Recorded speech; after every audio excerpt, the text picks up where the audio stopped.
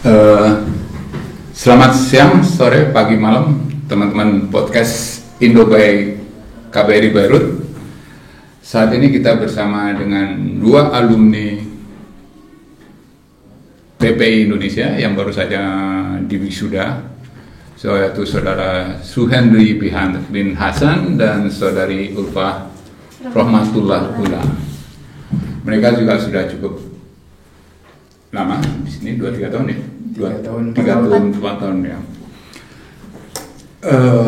Kita langsung tanya, mungkin saudara teman kita Henry bisa cerita sejarahnya, bagaimana bisa masuk kuliah sini dan berakhir dengan menamatkan sekolahnya. Oke, saya izin Pak ya Pak. Iya. Selamat sore, siang bagi waktu Lebanon. Ya, kita berada di KBRI Republik Indonesia, B bagian Beirut. Awal cerita saya bisa kuliah di sini ya Pak ya, secara singkat, padat dan tepat.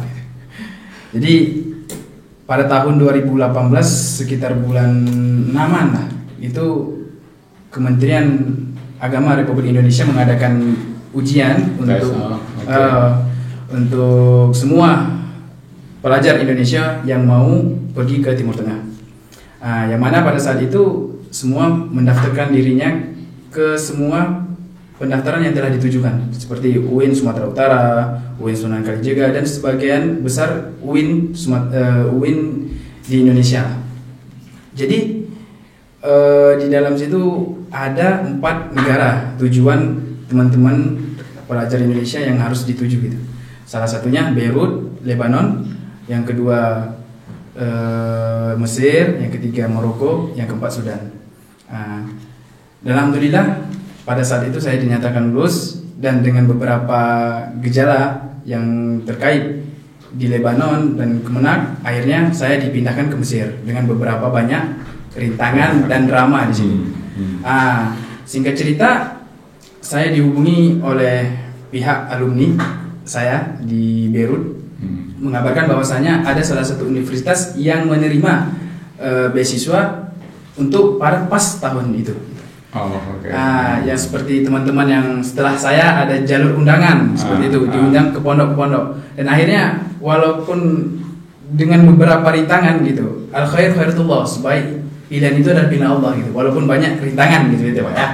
Dan akhirnya saya mengajukan daftar semuanya dan berkas, dan alhamdulillah pada 2018 akhir 2018 bulan 12 pada saat itu saya bisa melaksanakan di universitas tersebut dengan semester 1 ya.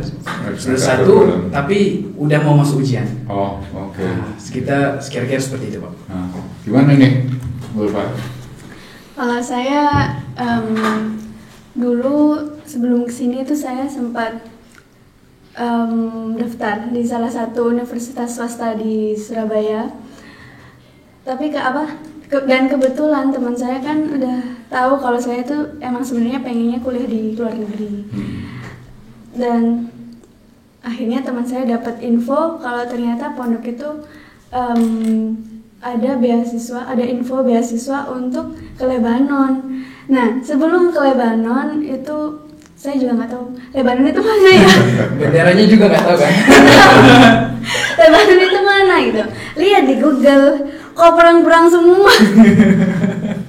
Terus ibu bilang ke orang tua, kok perang-perang semua, kan sempat izin juga. Terus pas datang ke pihak pondoknya dijelaskan di sana ada KBRI kok aman. Di sana juga ada loh kakak kelas kalian, sekarang udah waktu itu tahun kedua gitu. Oh berarti aman lah gitu. Ya singkat cerita akhirnya alhamdulillah ikut persyaratan, dan akhirnya saya berangkat di sini. Seperti itu. Kisah-kisah yang menarik apa sih selama di Beirut, Kisah-kisah yang menarik, ini karena saya kan mahasiswa pertama yang mengambil jurusan umum di Lebanon. Tentu saya nggak punya teman diskusi yang berbahasa Indonesia. Itu saya sempat kesulitan gitu, gimana gitu. Terus akhirnya ya udah mau nggak mau saya harus diskusinya sama dosen atau sama teman-teman Arab langsung. Terus jadinya waktu itu karena awal-awal bahasa masih juga belum terlalu ya, belum terlalu lancar. Saya belajarnya 3 bahasa. Jadi Ini translation ya. Iya. Jadi buka HP, buka laptop salah satu. Iya, gurunya ngomongnya bahasa Lebanon. Terus materinya bahasa Inggris. Saya lihat kan udah baca semuanya, udah dengerin penjelasan dosen. Ya udah buat untuk mastiin saya itu bener-bener paham bener apa enggak, saya lihat materi bahasa Indonesianya gitu, cari-cari di internet. Jadi jadi menyamakan salah satu ini buku Indonesia ini buku Lebanon gitu. Jadi mana yang baik, mana yang harus di bahasanya sama bahasanya. Biar untuk memperkuat pemahaman gitu ya. Benar. Oh, berarti ekstra belajar dong. Iya. Gak ada waktu main-main. Iya. Nggak ada. Kalau Hendrik gimana deh? Kalau saya Pak ya, hal yang menarik di sini lumayan cukup banyak ya. Salah satunya ketika saya awal sampai di sini 2018 itu kan kita tanpa bahasa gitu ya. Tanpa bahasa langsung masuk tuh terjun bebas gitu. Saya karena pondok pesantren di modern bahasanya insya Allah memadai lah gitu, bisa lah untuk masuk nih pelajaran gitu. Tiba-tiba ini sebenarnya pengalaman yang lucu yang harus santri-santri yang akan pergi ke luar negeri manapun, bahkan di Eropa, karena mereka punya bahasa negara sendiri, daerah sendiri. Jadi ketika awal saya masuk di sana, saya lihat dosennya menjelaskan satu bahasa pun, satu kata pun saya nggak paham, cuman hada kayak gitu. Padahal bahasa Arab. Ini bahasa apa gitu. Iya. Ini saya nggak paham apa bahasa apa mereka gitu. Dan akhirnya singkat cerita keluar ini udah habis belajar gitu. Saya langsung keluar nanyain abang kelas, bang ini gimana? Saya kok nggak paham gitu. Kan saya baca buku seperti ini, pemahaman saya seperti ini, tapi ketika guru menjelaskan kok bahasanya seperti ini gitu. Dan akhirnya ternyata mereka bilang ini adalah salah satu bahasa Lebanon gunakan gitu. Dan akhirnya seiring waktu ya mungkin 4 bulan 5 bulan barulah beradaptasi akan bahasa mereka. Itu pengalaman lucunya, pengalaman yang luar biasanya di sini itu yang tidak saya dapatkan di Indonesia itu, di mana orang Arab di Lebanon itu menyanjung mahasiswa Indonesia. Gimana mereka menarik, menghargai mahasiswa gitu. Ente dari mana gitu? Saya dari Indonesia gitu. Oh belajar, ya belajar. Ketika mereka lihat kita belajar dan mereka saling bagus katanya, sambil nampakkan kepalanya. Diapresiasi. Diapresiasi. Bagus katanya. Oh iya. Jadi yang tidak bisa kita samakan di Indonesia. Di Indonesia malah ngapain sih belajar gitu? Bagus kerja biar dapat ini dan itu gitu. Dan mereka enggak hal seperti itu gitu. Dimana guru-guru juga menyanjung kita, dimana para pelajar yang mau belajar itu dikasih buku gitu. Jadi ayo bersama kita pas belajar Bali dikasih makanan juga, dikasih makanan, dikasih minum gitu. Beda sama Indonesia gitu. Yang kita tidak dapatkan. Itu hal yang luar biasa. Kita dapat buku gitu, bukunya yang mahal lah gitu, baru dikasih minum, dikasih makan. Bukunya bahasa Arab, buku bahasa Arab, nggak ada bahasa Indonesia, nggak ada Pak. Jadi itu selama hampir 4 tahun saya dapatkan di situ. Dan ada nanti beberapa dar atau beberapa cetakan itu mengasih kita sebagai untuk pelajar yang ada kartu pelajarnya setiap bulan 15 buku gitu. Itu yang luar biasa yang saya tidak bisa pungkirkan di Lebanon ini gitu. Dan yang luar biasanya lagi yang sangat-sangat membantu bagi pelajar Indonesia, guru-guru kita itu sangat ringan tangannya membagi kita uang saku. Itu yang luar biasa. Ya saya gimana nih? Sama kan? Ya mirip-mirip Pak. Mirip ya? Iya mirip. Ya, waktu datang di sini kalau nggak salah itu mulai ada musibah ya di Lebanon. Ada ledakan, terus listrik, corona, segala macam itu ya pokoknya. Gimana sih ngadepin kondisi kayak gitu? Terutama listrik, kalau nggak ada listrik kita belajar nggak biasa, terus corona akhirnya kita harus belajar di rumah atau harus belajar sendiri, online segala macam. Mungkin Ulfa bisa cerita.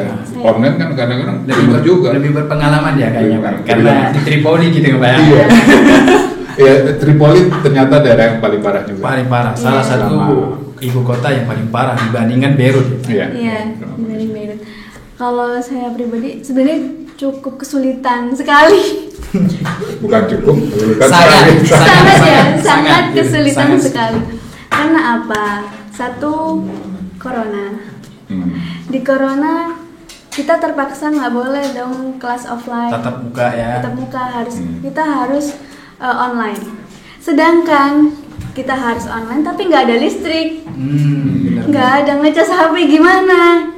Ya udah. Internet juga sulit. Nah, wifi juga nggak hidup. Karena semenjak ledakan itu jaringan jadi error. Jadi error. Jadi itu sempet nggak belajar sempet kayak cut banget gitu. Karena kita nggak bisa ngikutin apa kan, sekalipun dosen juga kesulitan untuk ngajar online.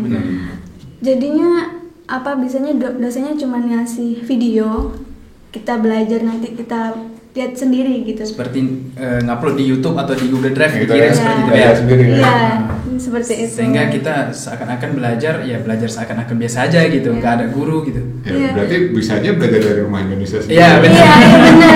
Ya udah, jadi kalau misalnya malam juga misalnya nggak ada listrik, ya udah kita pakai lilin seadanya.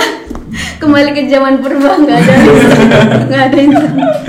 Jadi hampir sama nih ceritanya. Kalau saya awal mula datang 2018 itu masih aman ya Mbak. Iya, 2018 kita kan kedatangan 2018 ya Pak. Iya. 2018 2019 itu masih aman. Itu namanya orang Arab bilangnya Parisnya Timur Tengah ya. Iya. Lebanon itu Parisnya Timur Tengah gitu. Tapi sekarang juga nggak memungkirin, masih bagus. Beirut itu masih bagus. Lebanon itu masih bagus dengan alamnya, suasananya gitu masih bagus gitu. Dan hanya beberapa saja faktor-faktor yang membuat tidak baik di situ. Baru 2019 akhir itu sudah mulai ada kenaikan kurs, jadi krisis seperti itu, pengaturan gitu.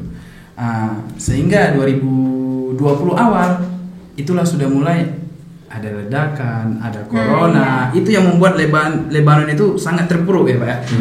Dan itu sangat berpengaruh bagi kita pelajar. Pastilah ya. Pasti. Apalagi pas waktu ledakan. Pas waktu ledakan saya ingat banget orang tua ketika lihat itu video langsung suruh pulang. Langsung suruh pulang. Ngapain bunuh diri di sana gitu kan? Ngapain? Harus pulang gitu. Dan itu akhirnya membuat kita itu gimana kita ngikutin orang tua atau tetap bertahan menjadi pelajar Indonesia di Beirut gitu. Dan akhirnya kita mungkin semuanya meyakinkan orang tua bahwasanya itu adalah aman gitu. Itu baik-baik saja, kondisinya aman, baik saja gitu. Sehingga orang tua saya, namanya orang tua ya, dengar-dengar dari teman begini, tetangga begini, itu Lebanon perang semuanya. Dan akhirnya saya yakinkan bahwasanya Lebanon aman, Beirut ya terjadi kan di Beirut, saya di Beirut. Saat itu luar biasa ya terjadinya, dan disitulah Lebanon sangat terpuruk. Lampu nggak ada, semua susah, bensin naik, corona. Jadi sebenarnya udah dilingkup dengan hal yang luar biasa. Tapi Lebanon itu ibarat burung Phoenicia yang dimana tidak akan hancur walaupun dengan ribu badai dan rintangan. Terjadi perang sampai di akhir 2006, 2006 kan perang di Lebanon, 2007, 2008 sampai sekarang Lebanon tetap jaya, bagus. Itu yang saya herankan. Dan juga 2 tahun berturut-turut mereka tanpa ada, hampir 1 tahun atau 2 tahun tanpa presiden, dan mereka tetap baju dan bagus di mata negara-negara teluk ya benar Pak. Disitulah yang luar biasa, yang saya luar biasakan di sini. Dan saya nggak pernah merasakan mati lampu soalnya Pak, karena di kampus saya ada lampu. Ada lampu, jadi kita bisa belajar. Tapi yang tidak efektif itu adalah kayak nggak bisa offline, karena tetap online walaupun kita ada ini karena bensin pada naik semuanya. Dan kita merasai apa yang dirasai guru-guru kita, karena kita juga berpengaruh sama mereka. Ya mungkin dari saya itu Pak. Sama apa yang beda aja jangan bedanya sama. Kalau ada lampu. Saya asrama saya nggak ada, bayar sendiri. Oh gitu. Oke. Jadi ada pesan, kesan, apa saran untuk calon mahasiswa yang tertarik untuk belajar di Lebanon? Silakan Bapak. Kalau pesan saya untuk adik-adik semua yang insya Allah bakal kesini, pesan saya jangan menyerah apapun yang terjadi. Jatuh 7 kali, bangkit 8 kali. Yang tadi, iya. Jadi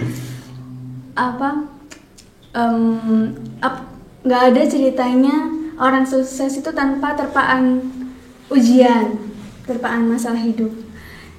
Dan sekalipun toh kita juga di sini niatnya belajar, pasti insya Allah ada jalan gitu. Intinya seperti itu, jangan menyerah. Oke. Intinya gimana deh? Jangan menyerah ya Pak. Iya. Jangan menyerah. Kalau Beda saya ya? pesan, ini sebenarnya pesan bukan pesan ya Pak ya. Nah. Sama-sama mengingatkan diri. Mengingatkan diri. Sebenarnya kita juga Iya. bukan kan setelah S1 ini kan bukan hanya puas dengan apa yang kita dapatkan pada hari ini. Justru ini Permulaan gitu, Iya. mukadimah namanya. Iya. Kalau menulis buku masih Awal- mukadimah, awal, awal baru. belum isi gitu. Jadi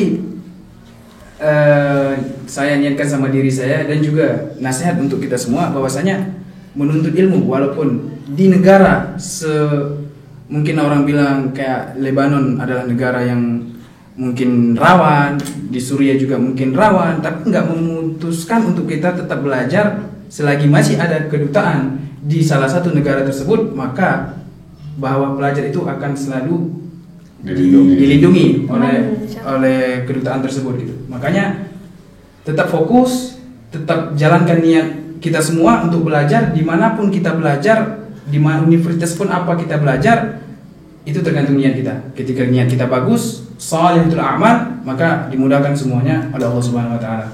Mungkin Ya, demikianlah teman-teman sekilas lintas pengalaman rekan-rekan kita, Saudari Ulfa dan Saudara Suhendri dalam menuntut ilmu dan cita-cita. Sekali lagi saya ucapkan terima kasih telah hadir di podcast KBRI. Semoga sukses ke depannya. Amin. Amin. Ya, demikianlah. Assalamualaikum warahmatullahi wabarakatuh. Waalaikumsalam warahmatullahi wabarakatuh.